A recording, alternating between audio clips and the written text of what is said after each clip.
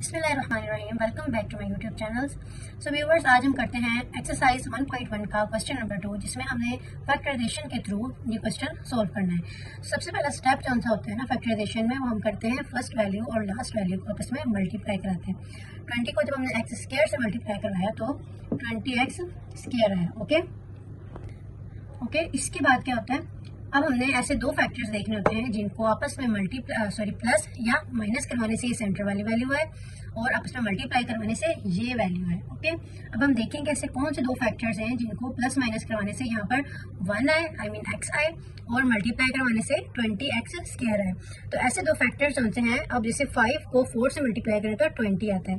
Okay, 5 4s are 20 and then 5 में से अगर हमने माइनस किया 4 तो 1 आया। ओके, तो 5x और 4x हमने दो फैक्टर लेने हैं फैक्टराइजेशन करने के लिए। फर्स्ट आपका जो सा है वो एज इट इज इसी तरह ऐसे ही आ जाता है, एक्स स्क्वायर है, देन उसके बाद minus 5x plus 4x and minus same यही आ जाएगी। ये फर्स्ट वाली और ये लास्ट वाली और ये फर्स्ट वाली आपने एज इट इज इसी तरह लिख देनी होती है। और जो 5x और 4x है वो है जो हमने दो फैक्टर्स यहाँ पर लिए थे। ठीक है, यहाँ पर आपने प्लस माइनस का भी साइन देख कर लगाना होता है। ठीक है, अब देखें यहाँ पर हमारा x की सूरत में आना था जब हमारा माइनस होता है। ठीक है, तो प्लस और माइनस होता है, तो हमने यहाँ पे इस तरह के दो ऑपरेशन किए जिनको प्लस या माइनस करने से माइनस आए। ओके, उसके बाद हम क्या करते हैं, अब इन दो फैक्टर्स को लेना है और इन दो फैक्टर्स को लेना है, इनके अंदर से हमने कॉमन निकालना है। अब जैसे फॉर एग्जांपल यहाँ भी x है और इधर भी x है, तो हमने यहाँ एक कॉमन निकाल लिया x, देन ब्रैकेट के अंदर ब्रैकेट ऑफ करनी है x। ठीक है, ये x इधर लिखा माइनस और यहाँ पर लिखना है हमने 5। अब देखिए इसको इससे मल्टीप्लाई करवाएंगे ब्रैकेट के अंदर वाली वैल्यू से, तो आपकी यही वाली सेम इक्वेशन बन जानी है। ठीक है, इसी तरह अगेन यही प्रोसेस है 4 और यहाँ पर हमने 4 कॉमन निकाला, x माइनस 4 5 20, तो यहाँ पर आपका 5 आ जाएगा। ठीक है, अब आपने ये नोट करना है, अगर आपकी फैक्टराइजेशन के अंदर ब्रैकेट्स के अंदर सेम वैल्यूज सेम साइंस आ रहे हैं तो आपकी फैक्टराइजेशन बिल्कुल ठीक जा रही है। ओके, देन उसके बाद हमने जो ब्रैकेट के अंदर है उनको हमने एक दफा लिखना है x माइनस 5 और जो बाहर है उनको भी ब्रैकेट के अंदर करके लिख देना है। ठीक है, देन आपका हमने इसको इक्वल करवाना है। सो इन सब के बाद हमने क्या करना है, हमने इसका सोल्यूशन सेट निकालना है। सोल्यूशन सेट निकालने के लिए हम इसको इक्वल करते हैं 0 के। फॉर एग्जांपल जैसे यहाँ आपने एक सेट लिया x minus 5 is equal to 0 and x plus 4 is equal to 0। अब यहाँ आपने जस्ट x रहने देना है और ये माइनस 5 इधर आके प्लस 5 में कन्वर्ट हो जाएगा और यहाँ इसी तरह रहने देना है x, और यहाँ पर प्लस 4 है, इधर आके माइनस 4 में कन्वर्ट हो जाएगा। तो ये आपका सोल्यूशन सेट इधर बन रहा है -4 एंड 5, दैट्स इट। सो अब आते हैं क्वेश्चन नंबर 2 की तरफ। ये देखिए आपको स्टैंडर्ड इक्वेशन के अंदर नहीं दिया होता, तो सबसे पहले हमने इसको स्टैंडर्ड इक्वेशन में कन्वर्ट करना है, देन उसके बाद इसको हम सोल्व करेंगे by factorization. So 3y square is equal to y को मल्टीप्लाई करना है हमने ब्रैकेट के अंदर वाली वैल्यू से, y square minus 5y। Okay, अब हम इन वैल्यूज को इस साइड पर ले आएंगे इक्वल की। 3y स्क्वायर यहाँ प्लस था तो यहाँ पे आकर -5 हो गया और यहाँ पर आपका प्लस 5y हो गया। ठीक है, अब देखिए ये आपकी एक ही कैटेगरी के अंदर फॉल करते हैं।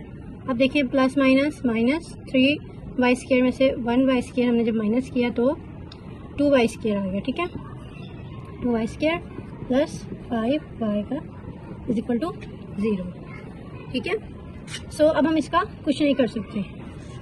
सो यहाँ देखिए आपकी ये स्टैंडर्ड इक्वेशन नहीं बन रही तो हम इसकी फैक्टराइजेशन नहीं कर सकते।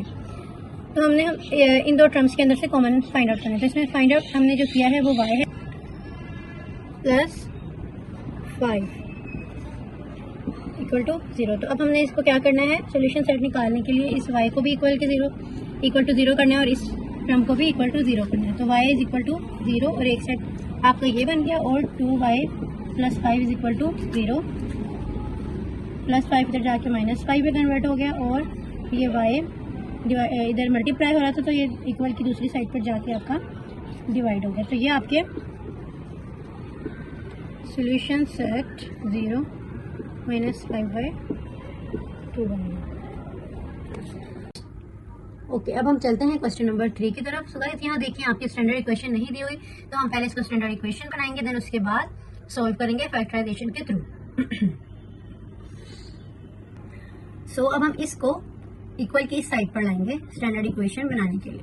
17x², ये प्लस था यहाँ के, इसको हम ऐसे लिखते हैं, पहले x की वैल्यू आती है, ठीक है, यहाँ माइनस था, इधर आ जाना प्लस 32x, और यहाँ पर लास्ट पे आपका आ जाना कॉन्स्टेंट, यहाँ प्लस था तो इक्वल की साइड पर आकर ये माइनस बन जाएगा। ओके, देन उसके बाद वही वाला हमने तरीका जो सा है ये करना है, इसको सोल्व करना है। क्या किया था हमने, फर्स्ट टर्म को लेना है और लास्ट टर्म को लेना है, उनको आपस में हमने मल्टीप्लाई करवाना है।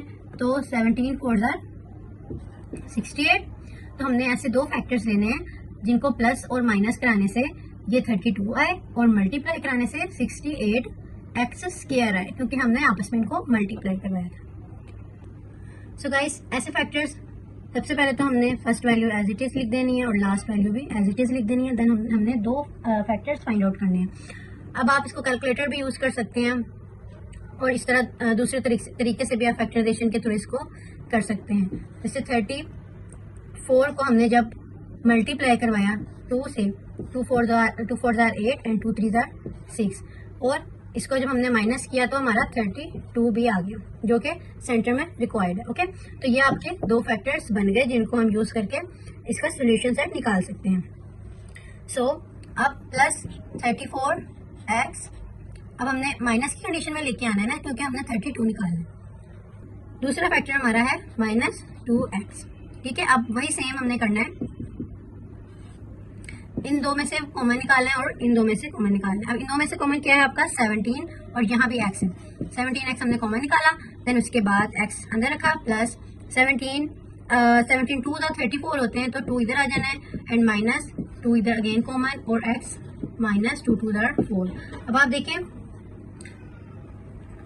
देखिए यहाँ पर माइनस और माइनस प्लस होते हैं, तो यहाँ आपके प्लस आने। अब आप देखिए ये वाली ब्रैकेट्स के अंदर और ये वाली ब्रैकेट्स के अंदर सेम है, तो इसमें हमारी फैक्टराइजेशन सेम हो रही है। एक दफा हमने इसको x + 2 ये वाली लिख लेना है, और जो बाहर है उनको भी ब्रैकेट के अंदर लिख लेना है, ठीक है। देन हमने इसको सोल्यूशन सेट बनाना है, इसको इक्वल करना है 0 के, और इसको भी इक्वल करना है 0 के। ओके, x = -2, यहाँ +2 इधर आके -2 आ गया, और यहाँ पर आपका 17x है, यहाँ पर -2 इधर होके +2 बन गया, ठीक है, और यहाँ पर जस्ट x रह गया, और यहाँ मल्टीप्लाई हो रहा था, तो ये आपका डिवाइड में आ गया। तो सोल्यूशन सेट आपके क्या बन रहे हैं, -2 और दूसरा है 2/17।